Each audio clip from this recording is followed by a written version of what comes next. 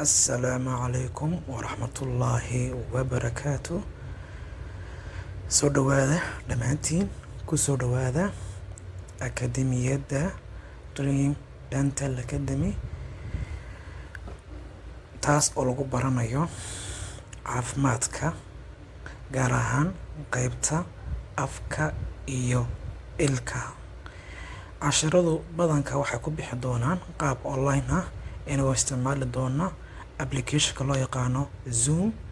fiidiyogan waxaan ku sharxi doonaa Zoomka sida looga isticmaalo mobilka.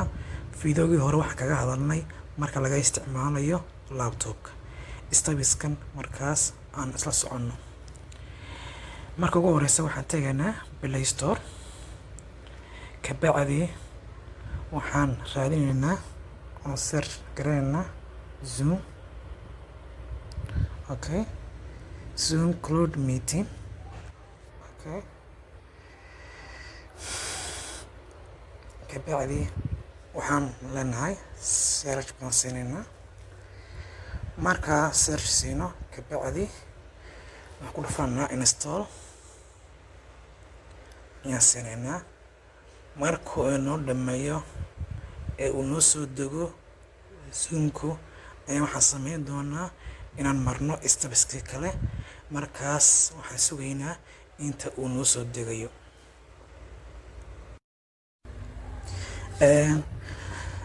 in yar baa hadhay oo kaas uu dhameeyey. markaas imika uu ku shubayaa mobilka ku shubayaa. imika uu dhameeyey kabacdi markuu ku shubo waxaan tegaynaa okay, intan buu noo soo deji doonaa. waa kan Zoomki, waa kan applicationka Zoomki imika uu noo soo degay. waa kan kabacdi waxaan sameynaynaa waxaan tegaynaa applicationka WhatsAppka. kabacdi linkigii uu doctorku ku soo diray ayaad ku dhufanaysaa. okay, kabacdi waad yara sugi. halkaas inta baa muhiima magacaagu saddexan ayaad intan gelin. okay, magacaagu saddexan baa intaad gelinaysaa.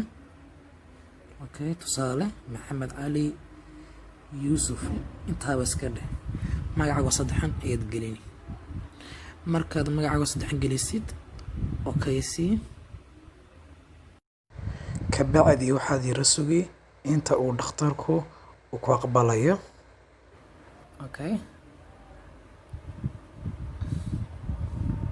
imika uu ku aqbalay. waxaad cashirkii ayaad sida ku qaadanaysaa. waxaan u maleeyaa aad baad u fahantiin. insha allah khayr badan baan rajeynayaa. assalaamu calaykum waraxmatullaahi wabarakaatu.